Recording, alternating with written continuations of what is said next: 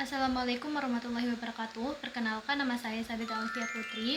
Saya berasal dari Universitas PGRI Semarang dari kelas 1A Program Studi Pendidikan Matematika. Di sini saya ingin memenuhi ujian tengah semester yang diberikan oleh Ibu dosen Rizky Esti Utami, SPD MPD. Saya bersangsi bahwa pekerjaan yang saya kerjakan tidak mengkopi hasil dari pekerjaan teman lain dan siap menerima sanksi jika tidak bertindak jujur. Lanjut saja ke pertanyaan pertama, yaitu kurikulum bersifat dinamis, artinya kurikulum selalu mengalami perubahan sesuai dengan perkembangan zaman, ilmu pengetahuan dan teknologi, tingkat kecerdasan peserta didik, kultur, sistem nilai, serta kebutuhan masyarakat. Nah, bagaimana menurut Anda terkait pernyataan tersebut? Menurut saya, pernyataan tersebut sangat benar dan mencerminkan realitas pendidikan saat ini. Nah, kurikulum yang bersifat dinamis itu memang harus terus beradaptasi dengan berbagai faktor yang berubah, seperti perkembangan zaman, kemajuan ilmu pengetahuan, teknologi, dan yang lain sebagainya. Nah, hal ini tuh penting agar pendidikan tetap relevan, tidak mudah tertinggal, dan mampu mempersiapkan generasi muda menghadapi tantangan masa depan. Namun, masih banyak orang yang berasumsi bahwa adanya kurikulum yang dinamis itu tidak memiliki arah karena dianggap tidak konsisten, yang mengakibatkan kebingungan bagi peserta didik dan pendidik dalam proses pembelajaran. Tetapi justru berbanding terbalik dengan realitanya di lapangan, yaitu pastinya mampu membentuk sistem pendidikan menjadi lebih fleksibel dan responsif terhadap perkembangan zaman saat ini. Ke soal, yaitu ada 5 perubahan sesuai dengan perkembangan zaman. Yang pertama, ada kurikulum itu memang harus adaptif terhadap perkembangan zaman. Nah, perubahan zaman itu membawa dampak besar pada cara manusia hidup, bekerja, dan belajar. Nah, munculnya revolusi industri 4.0 dan era digital telah mengubah kompetensi yang dibutuhkan seseorang agar dapat sukses di masa depan. Nah, menuntut agar kurikulum memasukkan materi dan metode pembelajaran yang up to date dan sesuai kebutuhan global maupun lokal.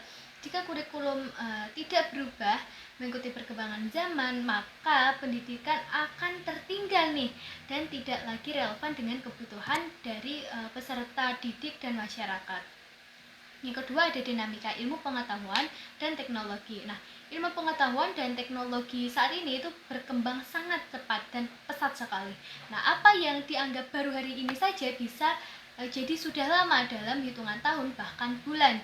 Nah, hal ini menuntut kurikulum untuk terus menyelesaikan materi dan metode pembelajaran sendiri.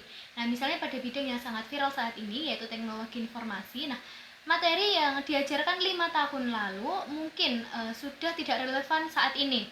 Nah, karena itulah pembaruan kurikulum bukan hanya tentang soal isi pelajaran, tetapi juga cara belajar yang pastinya menekankan keterampilan berpikir 3K, yaitu kritis, kreatif, dan kolaboratif. Lalu yang ketiga, ada menyesuaikan dengan karakteristik peserta didik. Nah, peserta didik generasi sekarang yaitu ada generasi Gen Z dan Alpha. Nah, memiliki karakteristik yang berbeda nih dengan generasi sebelum-sebelumnya.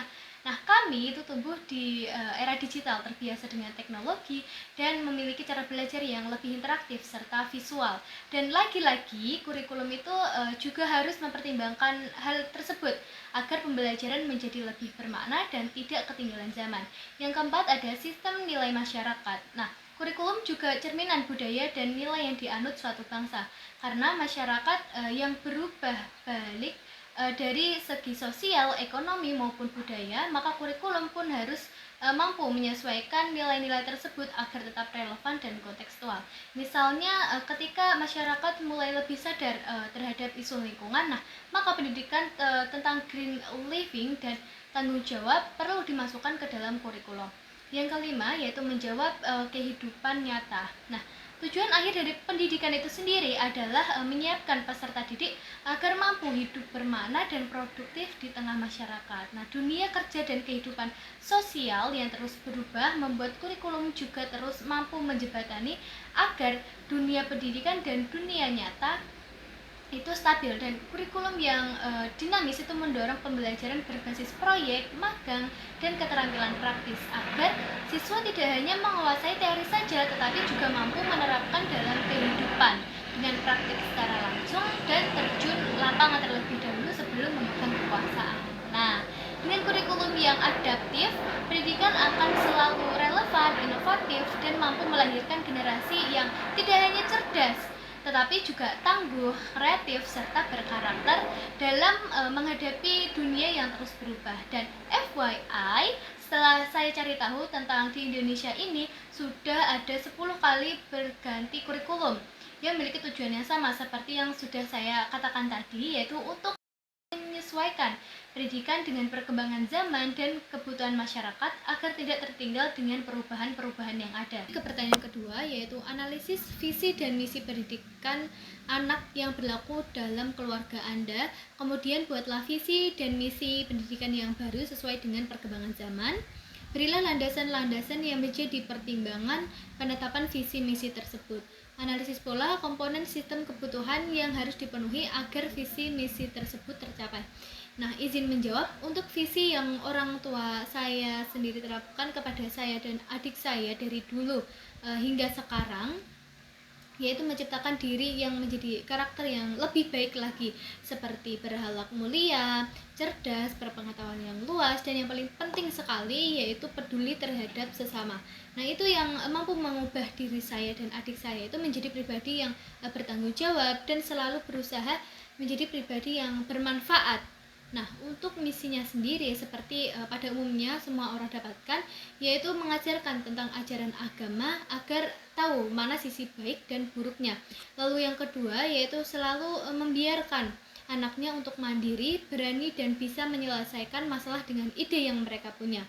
Lalu yang ketiga yaitu membangun karakter dan disiplin. Entah itu disiplin apapun, orang tua saya itu mengajarkan hal yang benar supaya saya dan adik saya itu mampu menjadi pribadi yang lebih baik. Seperti halnya saat kami masih kecil, kami selalu memiliki waktu sendiri-sendiri dan tidak lalai dalam menggunakan waktu tersebut, karena orang tua kami sudah memberi jadwal tersendiri agar kami juga bisa mengatur waktu dengan baik dan disiplin. Nah, visi dan misi itu lebih menekankan pentingnya moral dan spiritual serta tanggung jawab. Namun dalam konteks perkembangan zaman, visi dan misi tersebut memiliki beberapa kelemahan. Maka dari itu perlu adanya sedikit perubahan.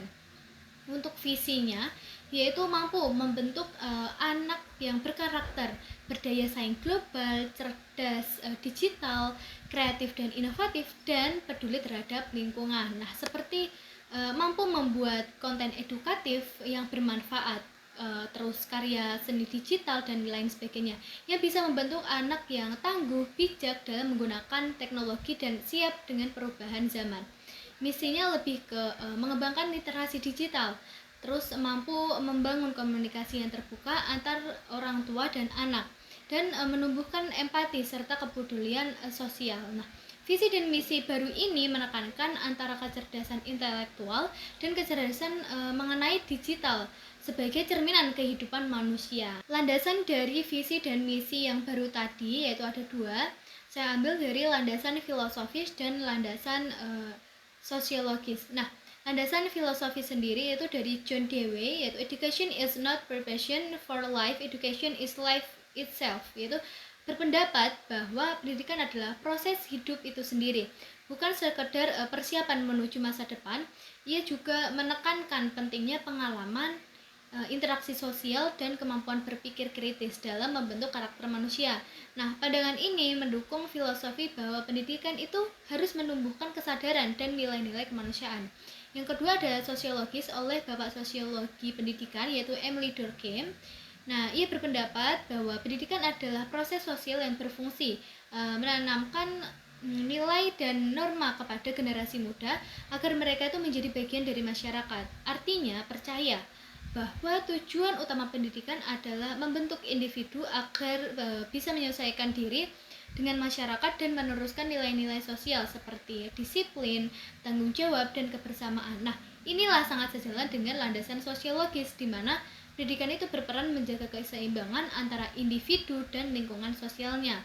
Nah, bisa dibilang visi dan misi pendidikan anak itu berdasarkan pada landasan filosofis dan sosiologis yang saling mendukung untuk membentuk generasi cerdas, berkarakter, serta mampu menyesuaikan diri dengan perkembangan zaman tanpa kehilangan nilai-nilai moral dan kemanusiaannya. Kebutuhan yang harus dipenuhi agar visi dan misi yang baru tadi bisa tercapai.